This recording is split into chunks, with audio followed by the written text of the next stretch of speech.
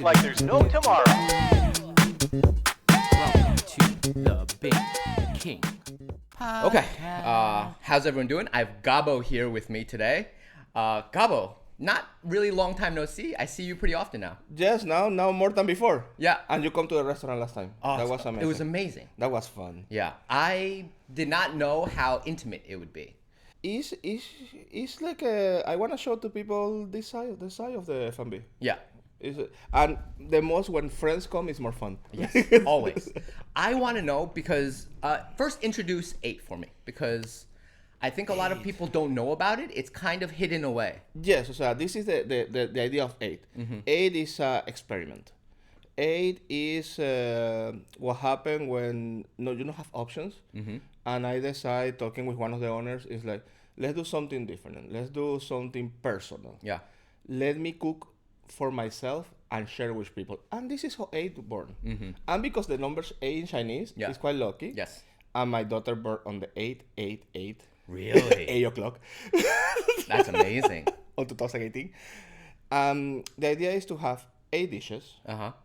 8 wines, and the history behind that. Yeah. That's 8. It's so when I told my friends about it, I didn't really know what to expect, right? I was like, okay, we're just gonna go. It's kind of like a chef's table kind of thing where you sit down, the chef will make whatever he's making that day, and it's like a different kind of omakase kind of thing, right? I try to take it a little bit out of the omakase chef table thing because this is so raw marketing actually now. I agree. I prefer it's food. Okay. It's experience. Food is important in our life. In Always. the good times and in the bad times. You married, a funeral, a birth, everything in Asian culture especially have food in the middle. Yeah. Entonces, that's 8. 8 is the thing between a chef table, omakase, and a food truck. I think I always tell my friends that I go to places that make food I can't make, because I'm an okay home cook.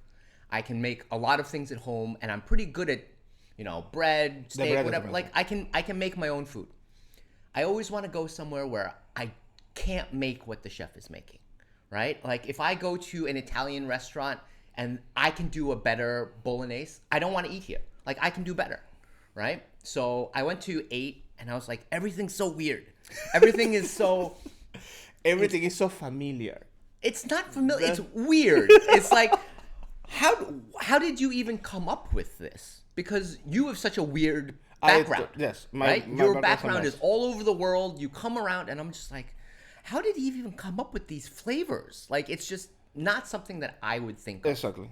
Right? It's more of a evolution. Okay. So, more or less, I'm moving so much in my life. Okay, when I arrive to a place, I try to adapt to the place, not the place to me. I try to find the balance with the locals and everything. And it's fun when you touch this because I have people come to the restaurant and it's like, Gabo, this is lopocao. Yes. Yeah. And you're making lopocao? Yeah. Yes. And you are a la guay? Yeah. Yes. Entonces, people get a little bit shocked in the beginning. I have fight with customers too. Guys, yes, but this cannot be expensive because this is local. Yeah. And local means they have a soul. You have a connection with that dish. For this, you feel weird because your brain is, yes, lopocao should be steamed, no covered with something more, and not served with this. This is grown. Yeah. That's the point I want to touch in the customer. I want to give you a memory, not a taste. You're not the first chef to tell me that. I remember a long time ago, I interviewed Austin. Austin who? Oh, yes. And Austin would say, even if the restaurant is gone, the guest came and celebrated their birthday or their anniversary, they'll remember the experience. It's not necessarily the food. They won't remember exactly what wine it was. They won't remember exactly what they ate, but they'll remember that experience. This is the thing. As a restaurateur, I don't sell food. I sell you experience, but I keep my ang of what I'm doing. So I am made, I am service. My job is to serve you. but no bad words in the podcast, Gabo. Go. You can go bad words all you want. Not to suck your dick when you are a customer. Yeah. No, man. My job is to give you experience in the level you give me experience to me. This is between you and me. For this aid is so personal. We both sharing. You as a customer, sharing what you feeling, and I as a chef, sharing what I feel when I create a dish. Yeah. That's the main thing of food. We're forgetting about that. We're forgetting food is part of our life. It's not for take a picture and let half of the dish know it. If you don't like, say it. Told to the face of the people, hey, this is bad. I have some dish I make and I try in the morning and it's like, no, this is wrong. I cannot serve this. And have some dish I serve, people don't like, but I like it. This is what is the food about for me in the restaurant. I remember Austin too, so I remember all these chefs, the old school guys. Yeah. And we all have the same in common. We don't try to oversell you a show. No. Yeah. Come, eat, feed, live. Yeah, it just feels very... I love that you guys talk about the service side, because I think a lot of maybe more modern chefs think of themselves like gods, like rock stars. They think that they are above everybody else sometimes. Yes. And if you don't understand my food, you're stupid. Yes, yes, And sometimes I'm like, is it me? Because maybe I really don't understand the food. The same thing when a sommelier comes to me and he says, you don't understand the wine, right? You haven't paid your dues. Your taste palette is not as good as mine. And I'm like, but does it have to be? Like, maybe I'm just human. Like, I paying you to fight what I like, not Yeah. to tell me what I don't like. But this is one way, half, because sometimes people, it's like when you see a painting, you don't understand the painting, but this don't mean you are an artist for a painting. I got you. Yes, a painting that you don't get it. No. Yeah. And this is sadly happening with a lot chefs.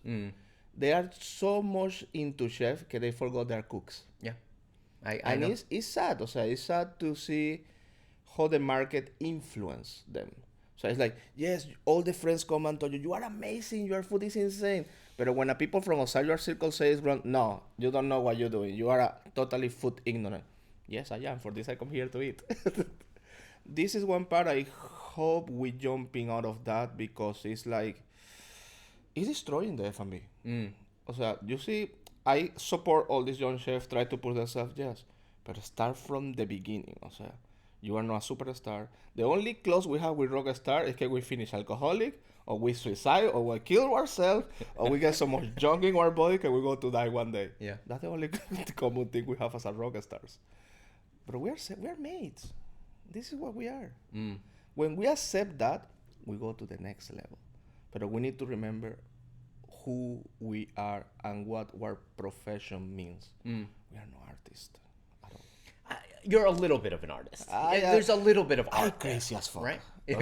Like I told you before. Some artists are crazy as fuck. It's like, but I have the other side. Okay, I don't show too much. I'm a business person. Yeah. I can be crazy. I want to make crazy things, but need to be. This is a business. Yeah. I need to make the money for pay my craziness. And this is what a lot of new chefs are forgetting about, because they have phone support, they have family support, they have a lot of money to play around, and they forgot. When I started, I was 15 years old. And I remember I'm the only one in the kitchen with not being in jail. It's like, hey guys, how are you? Hey, man, you have a tattoo? No, I don't have any tattoo. No. We need to fix that. Yeah. It's like 15 years old here. Get a beer. No, but I'm minor. Shut up. Yeah. Drink it. That's what we become, like I told you before, we are pirates. We are not, I closest to a pirate and to a hawker than to an artist. I mean, I don't understand the lifestyle, right? When we had Horizon and Jack London, I don't understand how you guys can do this for so long. You've done this since you were 15. Yes. And the lifestyle is drinking, smoking, being out late. Your night ends at 2, 3 in the morning sometimes, right? You get home, the sun's almost up. And then you have to sleep and then redo the next day. That's a difficult life for any human. But with the year, become easy. Because when you are this long in this profession, stop being what you do and become who you are. I don't understand. O sea, my profession is not a chef. Okay. It's who Pirate. I am. Oh, okay. It's my person. O sea, it's like I cannot separate both individuals of, no, Yeah. this is the chef Gabo and this is the not chef Gabo. No, these don't exist anymore. I love this. Okay. It's one person now. And yes, of course, I 37 and I look older. Yeah. I know how the drink thing.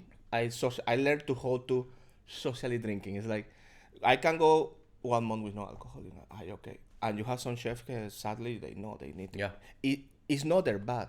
It's the social environment. We're very toxic people. Really, it's like people wanna put all beautiful in a family. No, we are toxic. We try to destroy ourselves, including.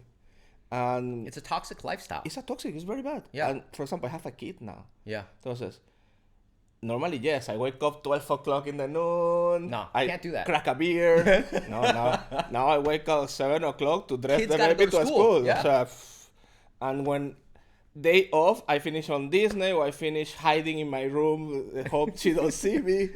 But it's how the life evolved. I don't recommend this life to anyone. If you want to be in F&B or want to be a chef, think it 11 times before Yeah. you say yes. Because now it's more easy than before. Actually, now you not get this social push of we are bad guys. No. Yeah. Now it's fashion to be a chef. Kind of, yeah. But it's like I see coworkers die. I see people die in the kitchen, get killed. Yeah. I got stabbed, shot. All the school, Yeah. all the school kitchens, and it's a toxic life. I know my plan is retired. I always say 2 years more, 3 years more, and I need to be out. Yeah. It's like if I know out them, I go to end bad. It'll kill you. I get it. But I mean, I understand that part, which is why I think I see the trend now in Shanghai, at least, that chefs are not actually cooking anymore, which I also think is bad. A lot of chefs are only doing the consulting thing. That I do your menu, I do kind of a general teaching, and then I'm done.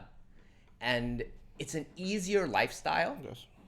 but I also feel like it's a little bit less pure. Like you're not in there with your team, you're not actually doing a lot of the cooking.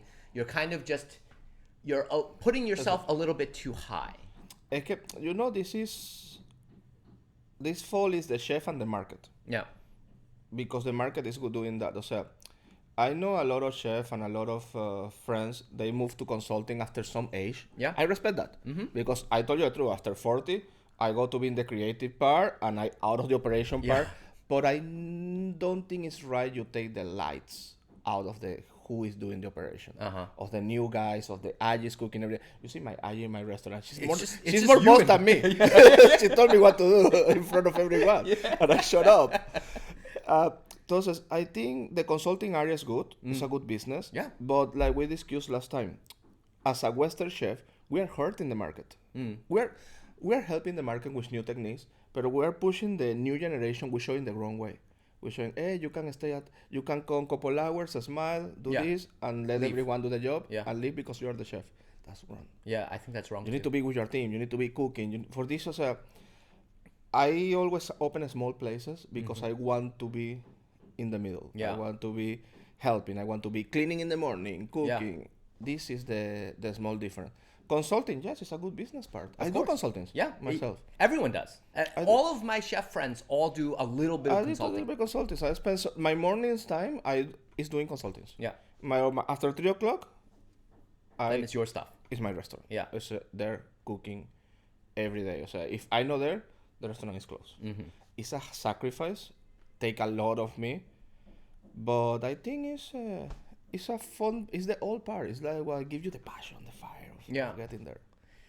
How do you get your kind of inspiration? Because a lot of people, they always say, I get my inspiration from when I was a kid. I ate this one thing, my mom cooked it, and all sorts of weird types of inspiration. For me, it's just really what I ate when I was a kid. Like I always think of when I'm sick, what do I like to eat? When I'm, sad, what do I like to eat? And those are the things that generally, that's the stuff I make, because that's what really makes me happy. My inspiration gets from I a working class guy. Yeah. I get from this kind of guys. Yeah. I go out and I see what the people eat every day. I cannot say what my mom and dad cook because I cooking Chinese food and Yeah. Japanese food, and my mom and my dad are not Japanese Yeah. or Chinese.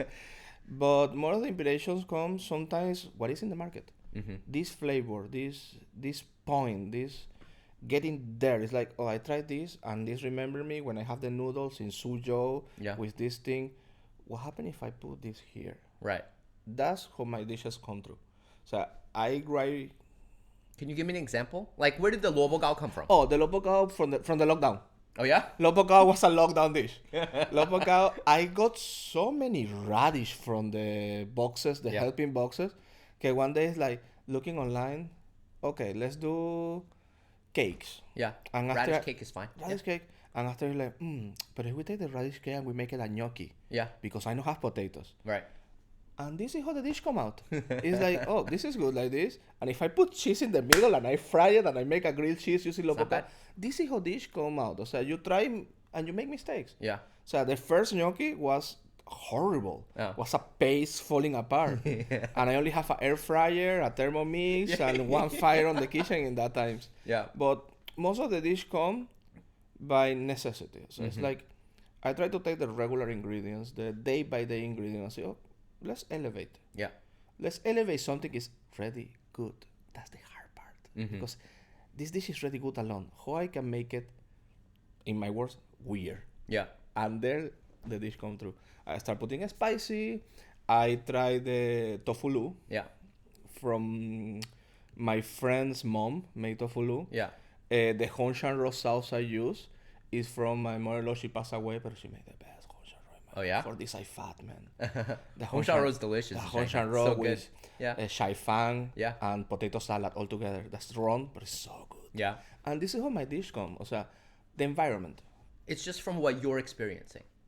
the daily things. I get that. So it's like from here what the customers told to. Sometimes the customers share ideas with you. Oh, when I kid, my grandma cooked this. Yeah. Uh-huh. Ah. How she make it? Yeah. Oh, that's watching a movie or just come. Yeah. O sea, it's my weird part. I get that. It's weird. Because I have that problem when I do this podcast. When I don't go out and experience life, I have nothing to say. Exactly. If I don't go and like do something new, do something interesting, I find that my podcast also stands still. I have the same thoughts every day. I have the same feelings every day. But if I go, I try something new, and then I'm like, why did I feel that way? And I really think about it. Then I'm like, oh, I have this new idea that I want to talk about. So it's like finding the trigger Yeah. of that emotion. Yeah. Is the same with the food. So when you're doing a dish, it's like, okay, I have this. What this trigger? This trigger nothing, that's wrong. Yeah. I started doing burgers last week I love burgers. because it's like burger need to be cheap. Yeah. I go to these places. No, Oh, your burger I is so agree with this. burger need to be cheap. Burger is the cheapest beef you can get, the Yeah. cheapest cheese you can get. Put a between two pieces of bread. Yeah. That's a burger. I like smashed onions. Me too. And it's like last time, 2 days ago, Sunday I have a customer, and I always ask the customer, if you're still hungry, let me know. Hey, we make something more for you. Yeah. You pay with the fried chicken. Yeah. Oh, that fried chicken was rough. I was up to here. I needed to walk for like 2-3 kilometers, and I was like, okay, I was feel a little insane. better. We can go home. That was insane. And we're talking about the burger. The customer, Gabo, can you make a burger? Sure. Give me 5 minutes, I make you a burger. Yeah. This is one of the dish I love as much, and I'm more scared to make. Why? Because burger is so simple and need to be so consistent que it's hard. Yeah. Consistency in this world is dead. I mean But that's it's for a everything, burger. right? It's a burger, man. Yeah. You go to this place and they put foie gras and truffle. Why? It's everywhere. Give me cheap bacon, cheap cheese, the kind of cheese you throw to the wall and the wall broken. Yes, give me that. Put onions and that's it. That's a burger. I think we have a lot of I'm telling you, we have a lot of the same thoughts. It's like a hot dog. When is the last time you have a good hot dog? Back at home. It's not even close here. And I remember when I moved to New York, I'm very young, and I go to this hot dog stand near my office. I take the hot dog and was pickles, Yeah. sausage, and a piece of bread. Yeah, that's and it. a lot of mustard. I do ketchup. Okay. And I go for mustard. Yeah. Ketchup. I don't know what's wrong with me and ketchup. I need to be sweet. No, I don't like it. Uh, And I to take a bite and it's like it's so good. a A dollar. New York hot $1.50. dog is so great. Yeah. That's long ago. Oh. I like this shit is cheap, is good, but it's a food you can try to improve, but you need to understand the base of the food. Yeah. You need to understand this is go to sound wrong, but I think it's a peasant food. It's a working class food. I agree. That's the best food. A New York hot dog or a $1 sliced pizza is the basic New York lunch. Yes. Yeah. What Dollar happened, slice. what happened to me when I moved to China? I was 20 kilograms before less. Jeez. Man, I remember arriving to the shop and come on, you have Chinese food in the States. Yeah. In other parts of the world, you have Cantonese fast food. Yeah. Or you have really expensive Chinese food. Correct. When I arrived, like, oh, maputo for you. Oh, yes. Oh, it's but like, there's so many different levels. yes, it's so many different. $1 Yeah. for this. Yeah. The first meal I have was in Sha. Okay. Remember the Cantonese restaurant, Sha Sha Bistro? No, I've no. Sinalu. Oh, yes, I do remember. That was my first meal when I arrived to Shanghai. Really? Yes. Oh man, that was a great From restaurant. the airport Yeah. to there. The first time I have pineapple bun with butter. And Delicious, I by remember the way. they ordered like a sharing noodle. You know the sharing bowls. Everyone yeah. shared on this. Sure. Like a steam and this. Yeah. And I take the whole thing for me and I eating Oh, and no. everyone looking at me like No, you. it's Yeah. like I finished 2.5 kilogram of dish. Why? And when I finished, my boss in that time was Eduardo Yeah. Vargas. Vargas, yeah. He's the one taking me there. And he's like, Gabo, this was for share. This for everybody. And you're like, okay, can we order more? And man, I eat so many good street food. The people frying rice in the street, the cars. So good. Yuyuan Garden, the old times when you have all this street food. Yeah. The best food I have in Shanghai in my life was come from Ajis, come from street, come from people smiling in that times, smiling at you. I don't speak any Chinese. Yep. And I like, cheka, and cheka. Yeah, that's it. That make a dish. I think that was my what made me fall in love with the city. Yeah. So it's like Shanghai was so much fun then. Right in the beginning, I remember coming out of the bar and getting the really disgusting hamburgers. And like, it was, I don't even know what kind of meat it was, but it was just street side, you see, bun, patty, ketchup. That was it. This is the F&B difference. You remember go out of the bar. Yeah. I never remember go out. I remember wake up at home. So it's like my first year in Shanghai. I remember half. The other half Gone. is there. Yeah, it's there. somewhere. It's a flashback sometimes when I have a coffee. Yeah. But I think new chef need to coming back to this point is they need to go back to their roots. Yeah.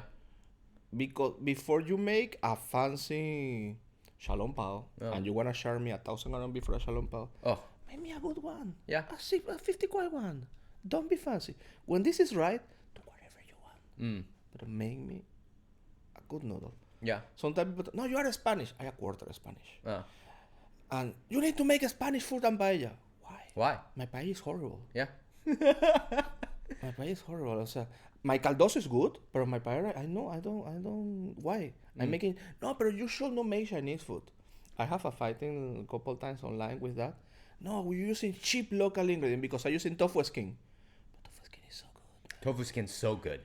It's like a fries. Yeah. It's, like you fry It's it, you eat it, amazing. It's so fucking good. That's the thing I never got to understand in the new market. Oh, I'm getting old. Something is happening, but it's like I don't get it. I don't get the new. I mean, I told you how I feel about it. At 8, I said, and I still stick with this. I think that a lot of local Chinese people don't have pride in their food. I always say that a French guy will come to Shanghai, he'll go to a French bakery and he'll be like, oh yeah, that's how much a baguette costs. That's how much, a croissant costs. Like, he's just like, that is the price. That's how much I pay in France. That's how much I how much I got to believe pay here. that is the value of this food. Even if it's more, he'll be like, yeah, worth it. It's good. If the quality is good, Yeah. give me. I know in France. Give it to me. But very often, my Chinese friends will say, like, we went to a dumpling place. It's my favorite dumpling place. And it's, instead of like 15 kwai for a plate, it's $35 for a Okay. plate. And it's okay. You know, they have the open kitchen, everything, and it's a really good dumpling. That's good. And it's $35. And every single Chinese friend that I bring there, they're like, this is too expensive. And I'm like, but it's cleaner, the ingredients are better. I like this dumpling. And they're just like, it's not worth this. I'm like, are you sure? Like, they've really upgraded a lot of what the street food did. I think it's worth this. And they're like, I can get it for 15. And I'm like, I don't think you can. Like, I think it's better. Pero do you know that this, I think, is in the food area. I sorry to the market because it's Western chef fault. It's our fault. Yeah. We push so much. I see in the kitchen when I arrived. I remember it was one of my big fights in the restaurant. Okay, everything chef, Western chef. I work in a Chinese restaurant. Yeah. Everything I do was better than the Chinese chef. Are I you hate sure? that. Yeah. I quit the job that day because it's like, I say sorry to the chef. It's my mistake. I tried to push my Western cuisine as a chef so much in the beginning that I forgot where I am. Yeah. Because I take time to think about and to start. You see, most of my food is Chinese now because you find a lot. A little bit more Chinese. Yeah. It's playing around. Yeah. You find a lot young chef. They know how to make a perfect Wellington, Yeah. but they don't know how to make noodles by hand. I understand. So last time I have a fight with one of my friends, like a friendly fight, and he's like, "Yes, man, it's amazing. Your Wellington is perfect. Can you make me a lamian Yeah. by hand?" No, God, why do I? Why? Why? Yeah. It's a cultural thing. It's like I from Venezuela. I make very bad Venezuela food, but I know how to make it. Yeah. I can sit and make it. Sometimes, like my friend, like, "Gabo, it's okay, but it's not because I don't grow up with that food." But I learn. So this is my culture. This is what I go to teach to the next generation about my culture. This is what's happening, and this is all our fault. So we as a Western chef in the beginning, we talk in 2010, 2012, we don't support Chinese cuisine that heavy. Yeah. I agree. So we don't, it's like, no, my pasta is better than your noodles. Yeah. And now we try to do it, but we are not that many. And some people is doing, but they're going too fancy. Yeah. So it's like, it's on the between. I think so too. But it's hard. I understand from a market perspective why it's hard, right? You've invited a Western chef to come all the way to China, and now he wants to bring value. So he says, well, in order to bring value, I have to bring something different. Well, this is what I'm bringing to the table. In a lot of Chinese people will say, why is this Western chef cooking Chinese food? I can just get a Chinese guy to cook my Chinese food. And it's about placing that label on you. They're saying, Gabo is X, so he must do X. And he cannot be different from what the label that I placed on him. It's difficult, because I think as humans, we do that. We just put labels on people. It's how our brain works. That's true. So it's like, it's a thing we need to learn how to break out of that. Yeah. Because this is also, before I working for all these restaurants in Shanghai and outside Shanghai, and after I decided to open my first place was Anarkia. Anarkia was insanity. Oh yeah? Anarkia was 100 seats with 5 square meter kitchen. Oh jeez. Oh jeez. Anarkia was me sleeping on the sofa making turduckens for the next day. Yeah. 20 pigs, more pigs than kitchen. O sea, it's like, and Anarkia was a beautiful mess. Yeah. So Anarkia was profitable in the beginning. After I opened 1 week before the lockdown. Oh jeez. And I survived. And I remember I don't have any customers. And one day, I was packed. Yeah. And I don't stop for the next 7 months. And I get good reviews and I get bad reviews. And I'm okay with both. Because if this is what's happening now, people only give you the good feedbacks. Give me the bad ones. Pero give me the reason. Yeah. Not give me bad because, no, I think it's bad. No, this is what you think. Why you think it's bad. And sometimes I say to the customers when they tell me, no, Gabo, everything was amazing. Impossible. Yeah. Something had to be wrong because I'm not perfect. Exactly. Something has to be wrong. If everything is amazing, I need to stop cooking because it's something wrong. Who is paying you? That was what I learned from my first own. In theory, that was not my first own restaurant. I have a small one before. What was it? The Corner. Oh, I don't know it. Was I opened for like 1 month. Was Okay. a total experiment. Yeah. And after Anarkia closed, was a hard decision because it's a lot. I try to not put feelings on business. Okay. So yes, I love the place. The place is nice, but business is business. Someone need to take the hard decisions. When Anarkia closed, I start working for other people, and I come with eight. Eight, I keep it like this because I want to be the anti-restaurant. Okay. I want to be wrong. Yeah. I want to make mistakes. I want to people tell me, hey, Gabo, yesterday I like the food today. It's just okay. It's just okay. Yeah. That's beautiful.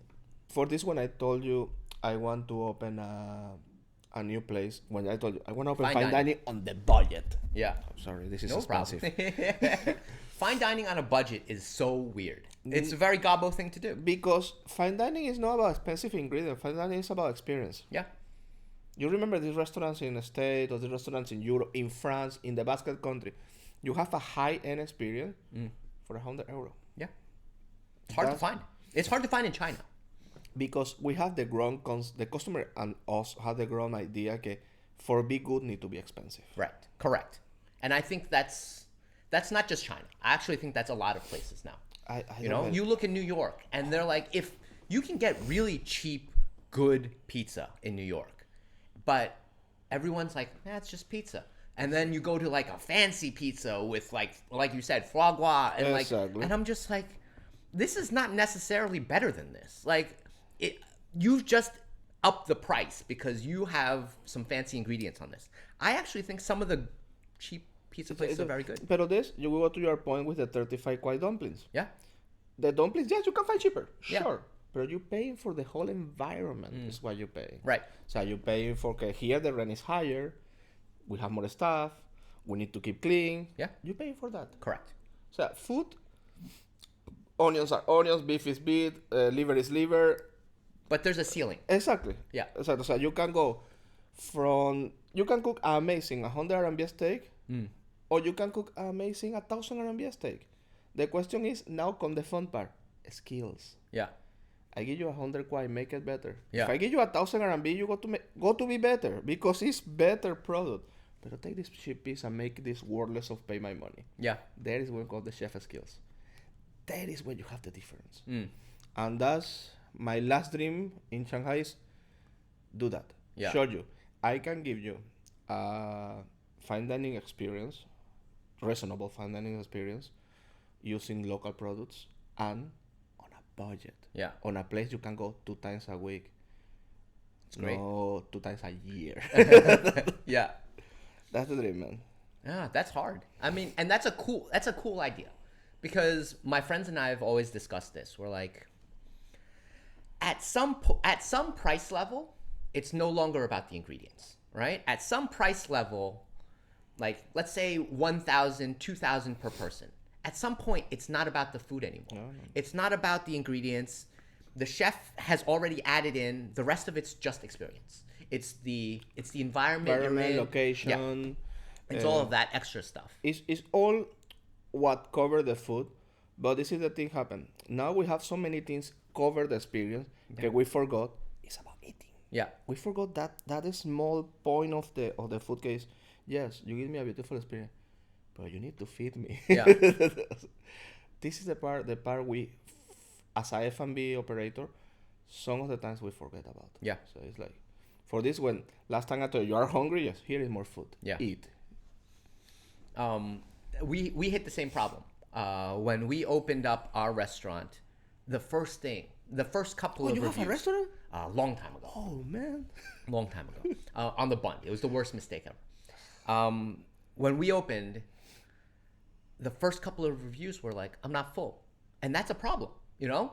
Like, we started, portions were a little bit too small. And 3 or 4 reviews came in. They were like, I'm not full after I ate there. And we had to adjust, because I think a lot of people, even though they're coming for the experience, they also want to leave full. Like that's part of going to a restaurant, right? And at the time, I think we were a little bit too high end, a little too full of ourselves. And then you have to bring it back down. Sometimes you need a slap of reality. Yeah. And it's not bad. It's experience. Yeah. You lost money? No, you get experience. Yeah. So it's one thing. You pay for your mistakes, and you're learning from that mistakes.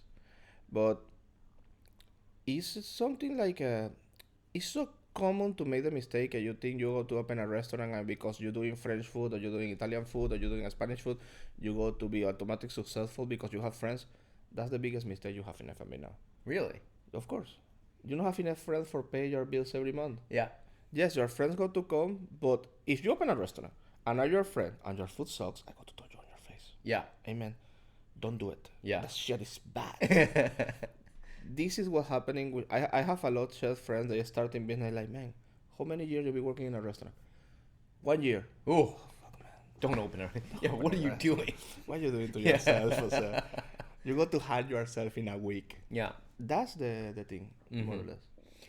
I agree with that. I actually think that a lot of people, especially in Shanghai, you think you have a lot of friends, right?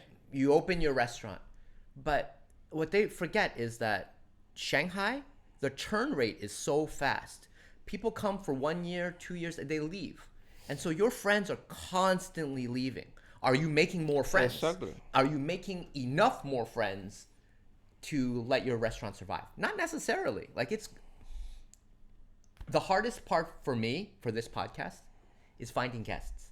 And I have to consistently go out, be social, find more friends, find more interesting Exactly. friends. And it's hard. That's the hardest part because everyone's leaving. Everyone's, oh, I lost this one friend. I have to go find more friends. It's hard. Yeah, You know? it's life. It's life.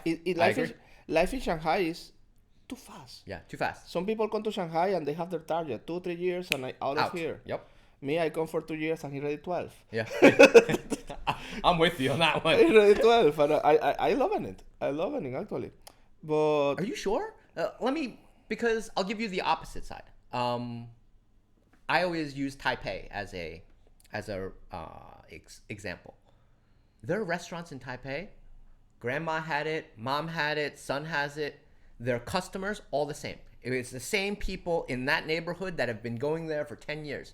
My uncle only goes to 4 restaurants. okay. And those 4 restaurants, all the owners know him. They know exactly what he's going to order, and he eats at those 4 restaurants every week. It's just a rotation. And he walks in, they're like, "Oh, fish. This is the fish. This is what you want. This is your Done." dish. You've And- been coming here for Yeah. this. And all of the restaurants have a set group. They never have to change, and it's just always like that. And it's consistent. And I kind of like that sometimes. Like, I like the feeling of it. It's the same no matter from when I was 5 years old to now 30 something. Yes. I understand this part, but for example, as a cook Yeah. soul, Yeah. consistency is that. Yeah, I get it. Consistency kill people. So because you start doing and repeating and repeating and repeating, you're not evolving, you are not creating, you are not getting out of your comfort zone.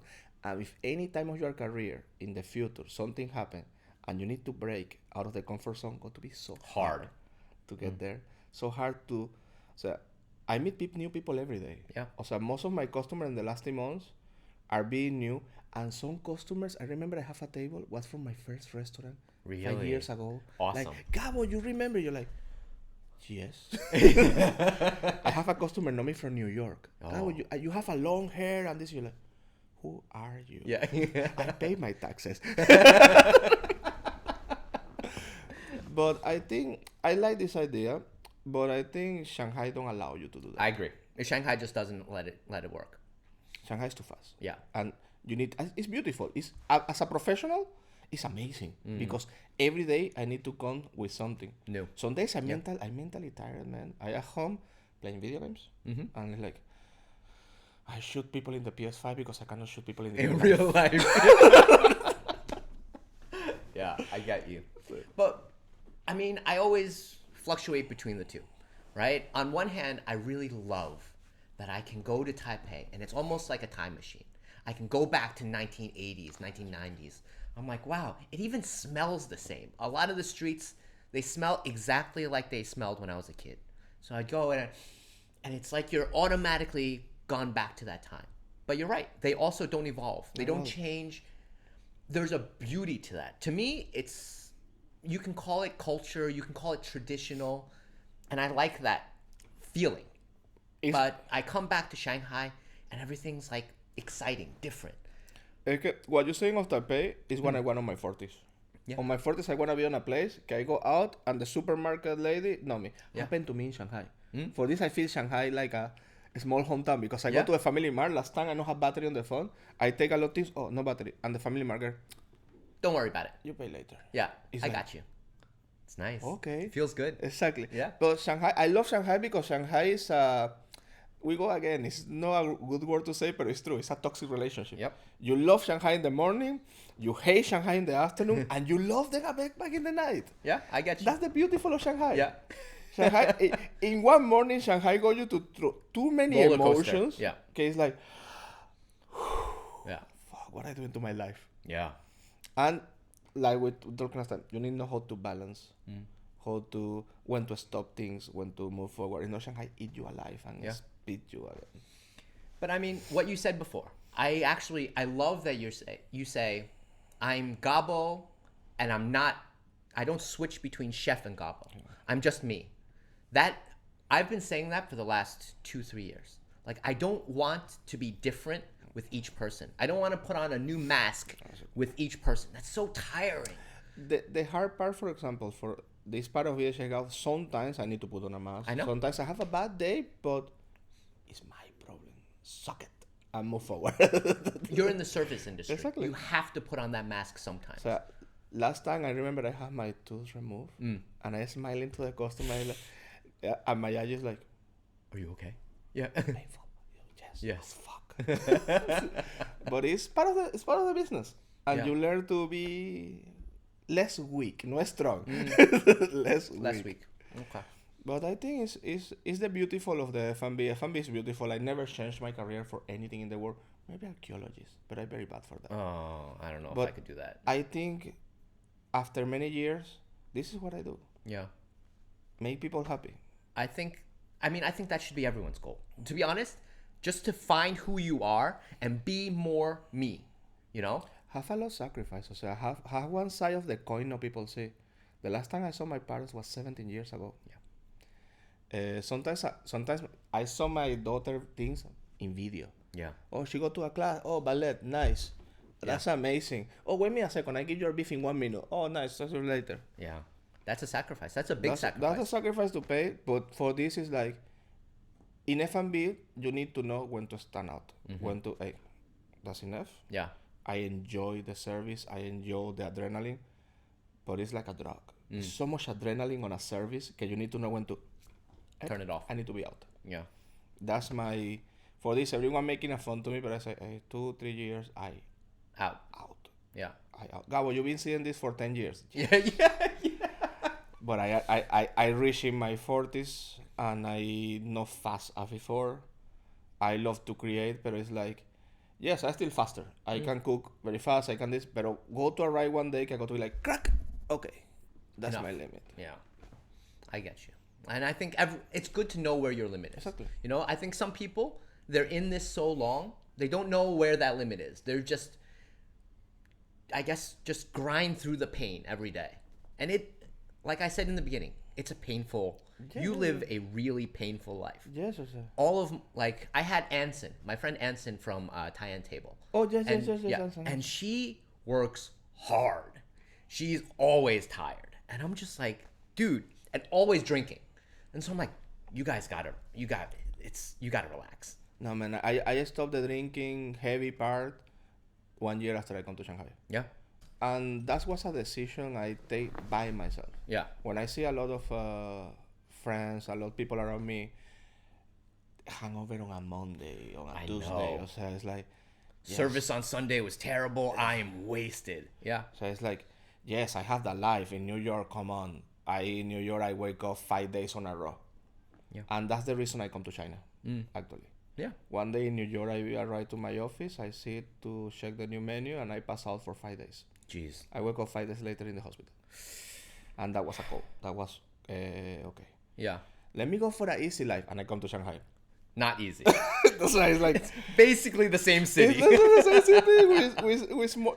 No, we have the same Asian food. With more Asian food. Yeah. And after that, the first 2 years in Shanghai, I have an accident. I working with only one arm. I broken my arm, ribs, everything. I lost feelings in one of my hands. I take 1 year break to learn Chinese cuisine, to working in a wok place. Yeah. After I get out of this part of my life, I decide to let's take things easy a little bit. I do what I like, but when I feel like reaching the limit, Tone I it need down. to tone it Yeah. down a little bit. Sometimes I don't socialize as before. So my perfect day off at home, Yeah. watching a movie. Like, okay, let's go out. No, Nah. please. I'm just so happy right now. I'm just so Yeah. happy. I don't see any people around me. That's so beautiful. Yeah. And es que we live in a different timeline.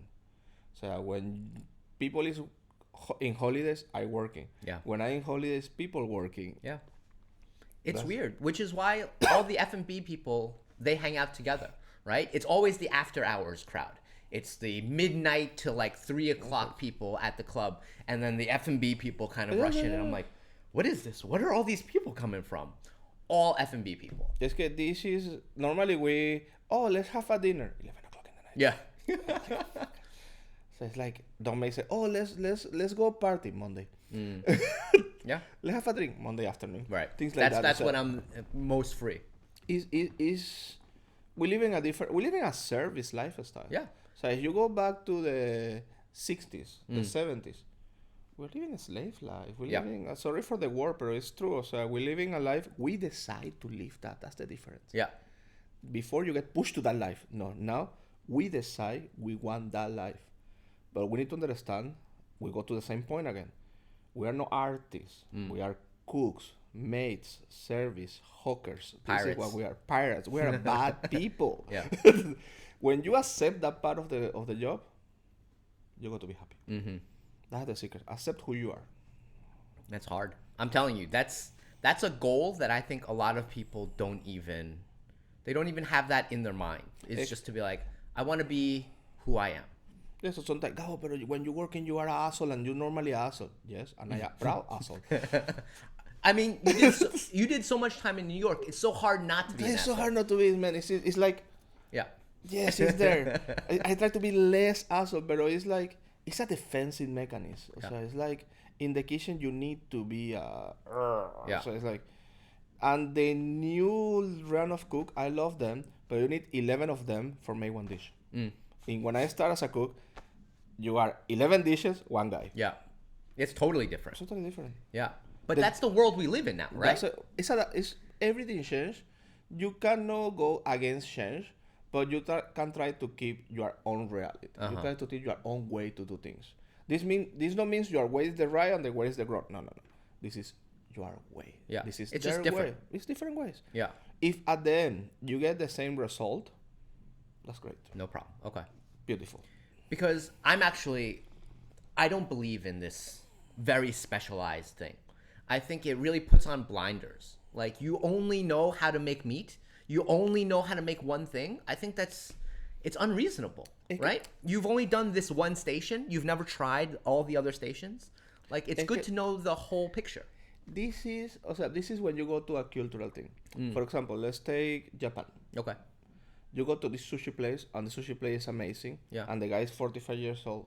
But why is amazing? He been 45 years doing the same thing. Yeah. Repeat. It's amazing. until you get Japanese perfection. people love doing that shit. Like I said, Yeah. this is a way to do too. But when you go to other countries, for example, let's say New York, let's say Spain and this, yes, you are a hot cook, but the guy yesterday don't come to work because it's Hanover. You gotta jump take in there. Yeah. That happened before. Now, no. Really? Yes. Huh. Now I find chefs they cannot bake. I bake only if it's strictly necessary. Yeah. So I have baking training. I chocolatier. I working in Paris, but only if it's really necessary. Yeah. But I can do it. Oh. So if my dishwasher don't come, I know how to use the dishwasher machine. Yeah. If my bartender don't come, I know how to make a base cocktails. That's the difference between old school and new school. Old school, we are jack of all trades. Right. And That's it. I think it's just different times, Different times. Everything evolve. Yeah. Everything sometimes evolve in the wrong way. They're evolving. I respect the evolution part. I don't understand it because it bothers me, I think, that I look at my dad. My dad, Wall Street guy, right? super smart. I'm never going to be as smart as him. But my dad can go into the yard, mow the lawn, fix the house. He can do everything. And that was that time. And now our generation, we know a little bit less how to do everything. And then the new generation, even less. And they're even more narrow than us. Like, I look at my dad and my grandfather. Like, they knew how to do everything. They can go from working in the yard to fixing the house, do the plumbing, and then go into the office and still do really high level work. This is the magic of the generational change. So before, you don't have now the life is more easy. Yeah. People say, no, okay, it's more, no. Before, is something broken, it's your problem, you fix it, your house, don't have anyone around to fix it. You are hungry, cook yourself. You need to split your time now. Oh, I want to handle a painting. You open the app. It's amazing. I don't go. You open and you have 10 guys come and hand a painting for you, and the new generation don't know how to use a drill. Yeah. But I think you need to have basic survivor's skills. Yeah, I think so too. So, because sometimes the money go to run out, or something happen, and you need to know, okay, guys, this is a me. I can do that. Don't worry. Yeah. And I think a lot of us are just too comfortable now. Yes, life is getting a little bit too easy. A little too easy. I think so too. And for example, at school, like my daughter, she learning how to do shit. I don't care. Yeah. She wants something, she work for it. It's like, I can give everything. I want. Yes, I want to give you everything, but it's a mistake. Yeah. If I give you everything, when I think know you're here, hurting you. how you go to get your own things? Yeah. So I'm with you. I think I'm always a little bit more worried about the new generation. But I think that's everybody, right? Like, my grandfather was very worried about our generation. He's like, what's wrong with you? It's a natural thing. My parents, when I decided to become a chef, it's like, hey, get out of the house. Yeah. And you're like, oh, okay. But this is the difference. In that times, okay, you need to live in the street. Okay, well, no problem. I go give for it a shot, right? I give it a shot. Now let's not use the word more easy. Now it's more accessible for you. Okay. Yeah, I could see that. It's more, so especially in Shanghai now, everyone say F&B is getting back. That's a lie. The last 2 months of business, and we are the most bad business for everyone in F&B. So it's like, we're all waiting for something to happen and nothing happened, and it's like, we're waiting. We keep the pushing, we keep the work. Restaurants open, restaurant close, and we keep trying to work hard. The same go to happen with all professions. Yeah. So if you see the global situation now, is unstable. Yeah, I agree. It's totally unstable, and you need to learn new things every day. And for the F&B opinion part, I worry about the new generation of chefs. Yeah. They getting too much media. Okay, they forgot how to hold a knife. I know. So It's the basics. I love to go to the market. I go to the market at least twice a week for Sadly, I go to say Dream by Joe and see what you have behind that cooler. I never see a chef there. Yeah. Or maybe not a chef I know. Okay. But I never see a person other than suppliers running in the Mingham market or running in the Central Seafood Market. Yeah. They don't.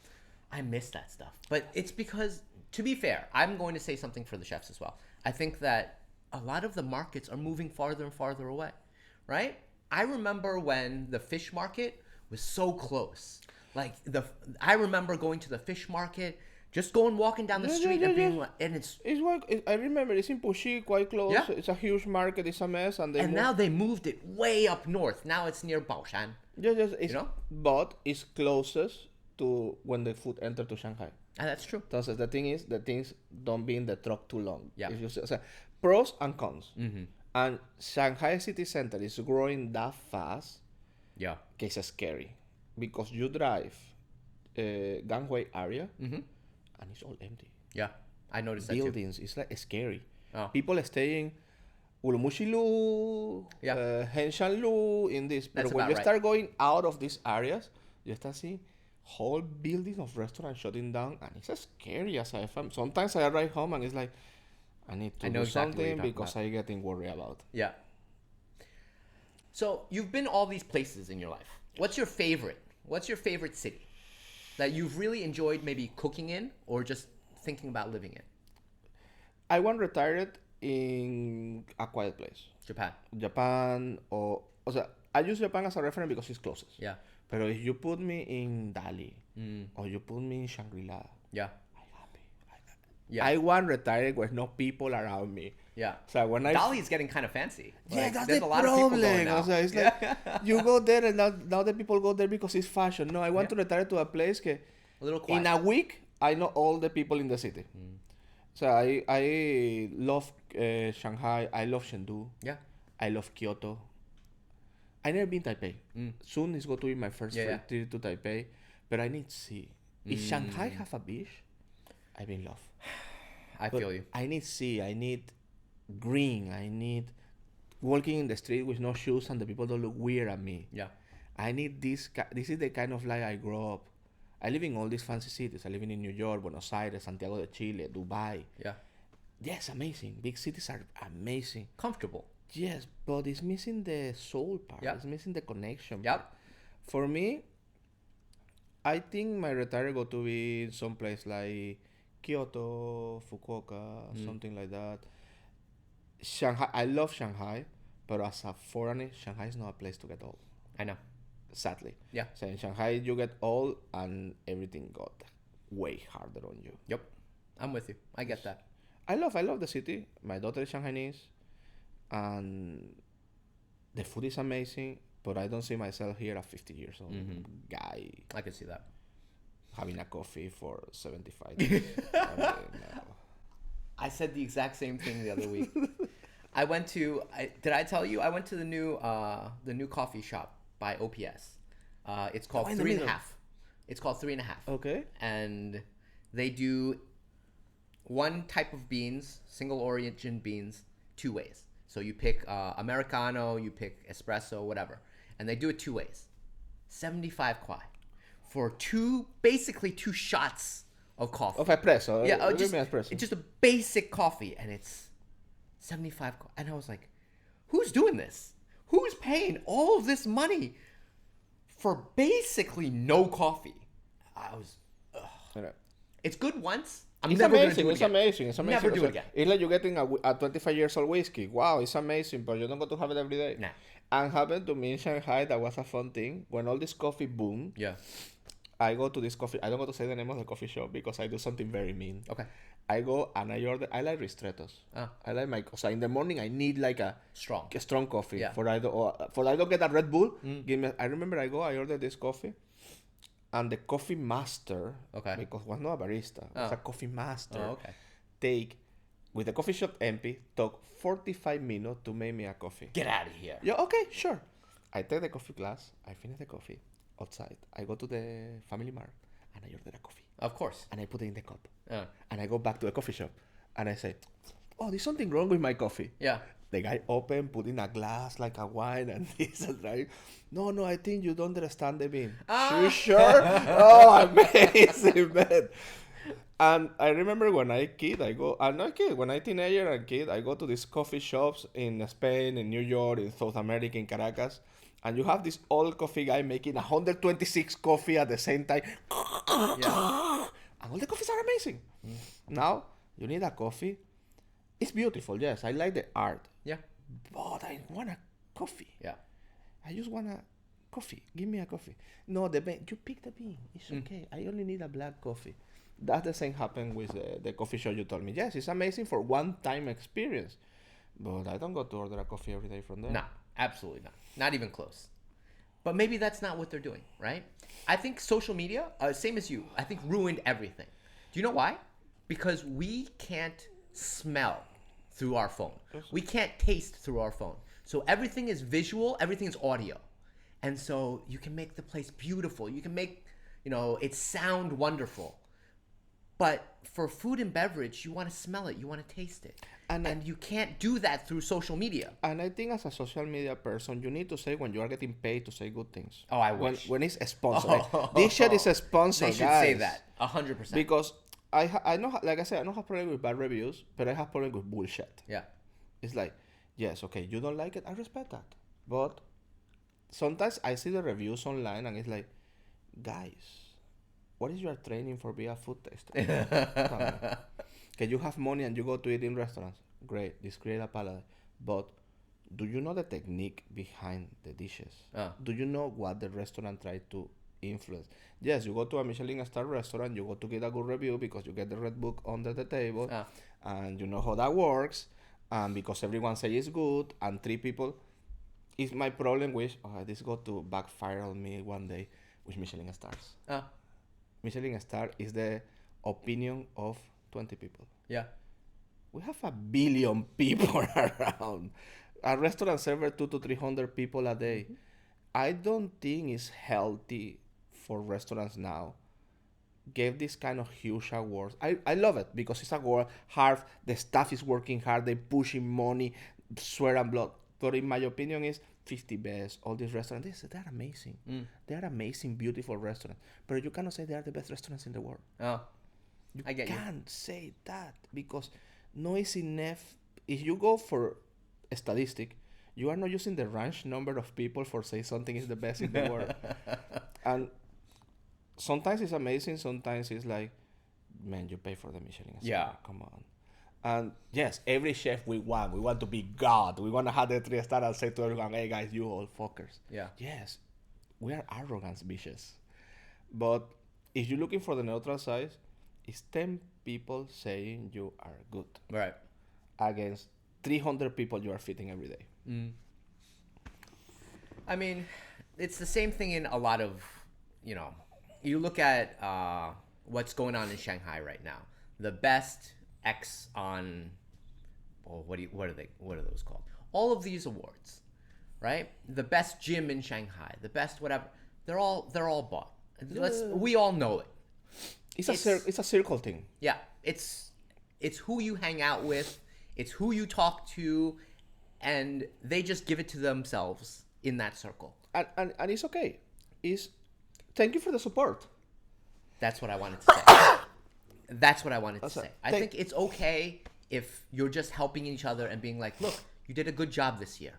And to be honest, I think the awards actually make the staff feel really good. Yes. Right? It's a good, like I say, have their bad things and have the good side is, yes, thank you guys for appreciating my job. Yeah. But appreciate to the real limit. Yeah, I know. So don't tell me I got. Yeah. Because I am not.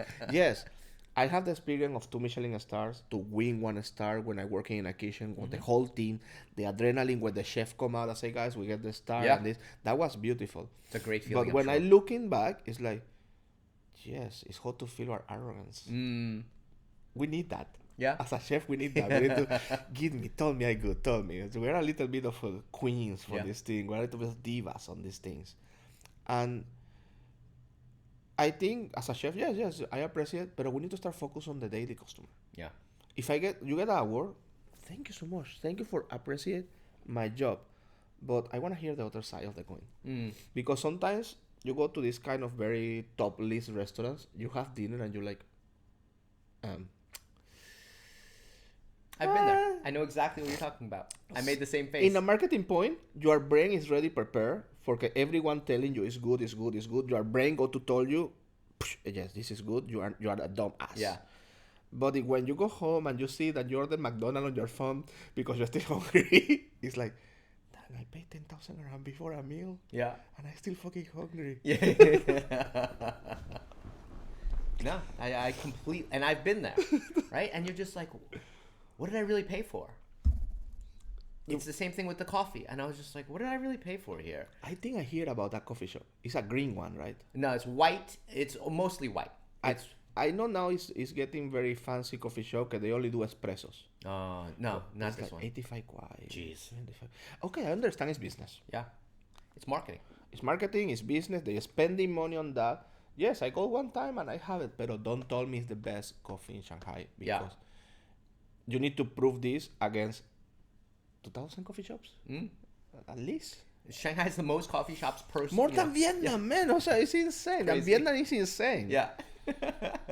It's just like you don't know what to do. Open a coffee shop. Yeah. But that's a dream. Yes, And to be honest, I've had that dream too.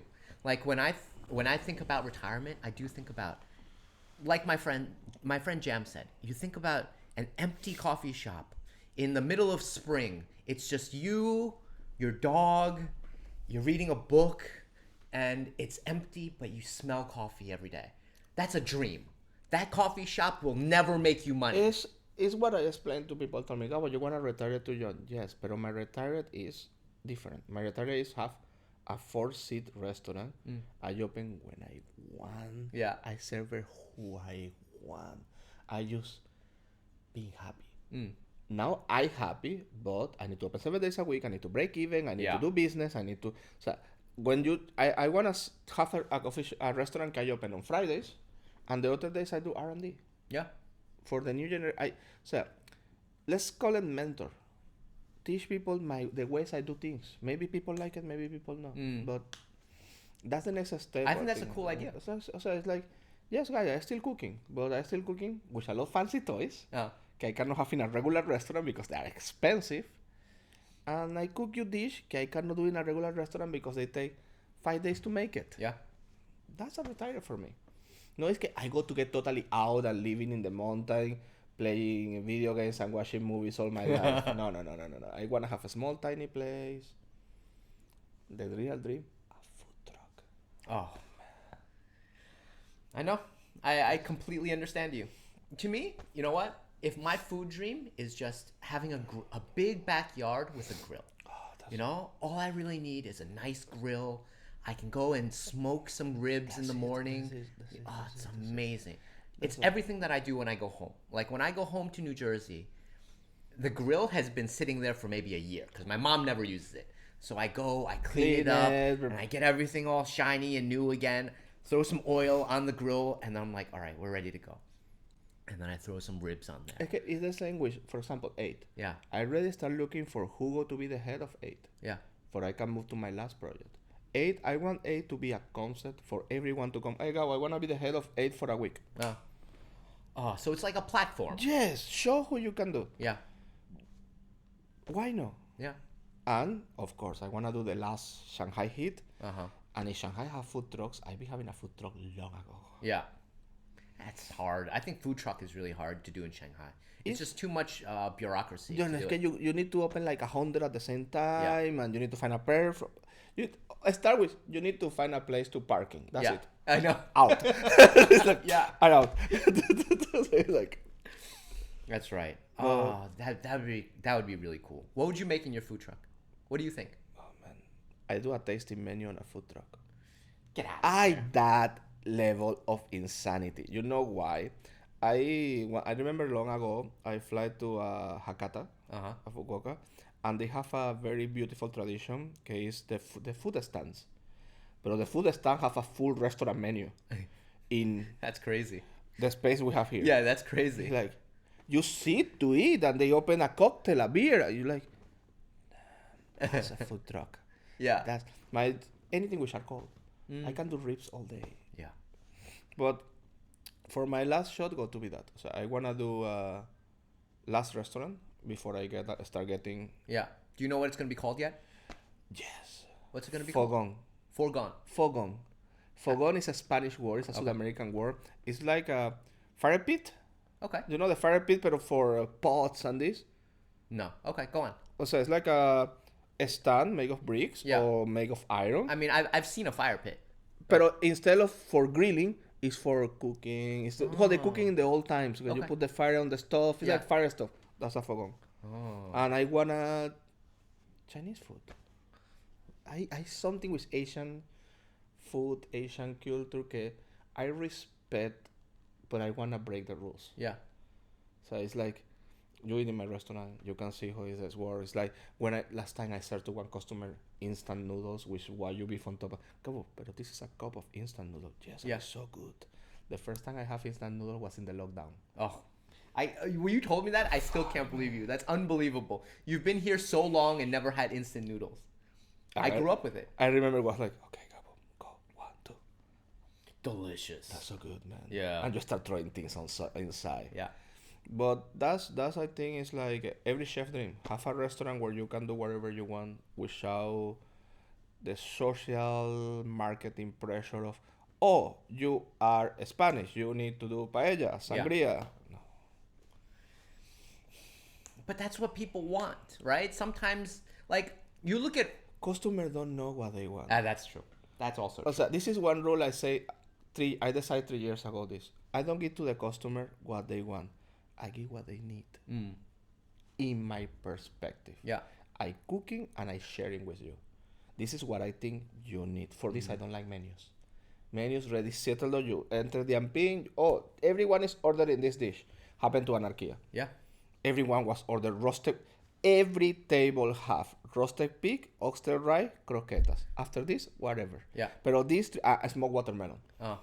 It's like, if I don't have the dish, literally, oh, you don't have pig? Okay, we come later. Yeah. What the fuck? That is the big problem in Shanghai. Everyone opens up Dianping, top 3. I'll just order the top 3, and I'm like, but there's a whole other menu.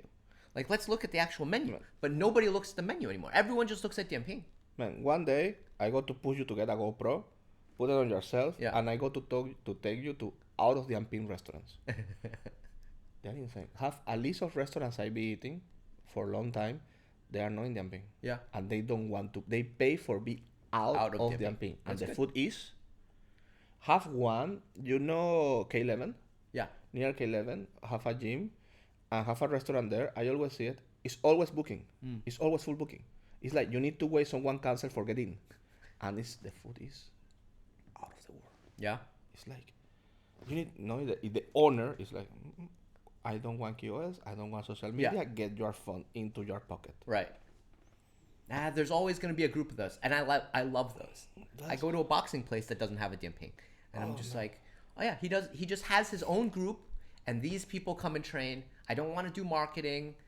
I don't want any of that. And friends they to a friend, and they'll to their Bingo. friends, and this you build environment Yeah. around your business. Yeah. It's But I evolution. think that's easier in a slower city than Shanghai. Yeah. I think Shanghai, that's very difficult. I think in a Chengdu, that's No, very but in possible. Shanghai is fun. It's difficult, but it's fun because Okay. it's so much stress every day. Yeah. It's like, for example, today I have full booking. Yeah. I told you the truth. I don't know the menu. Jeez. Yo, it's noon.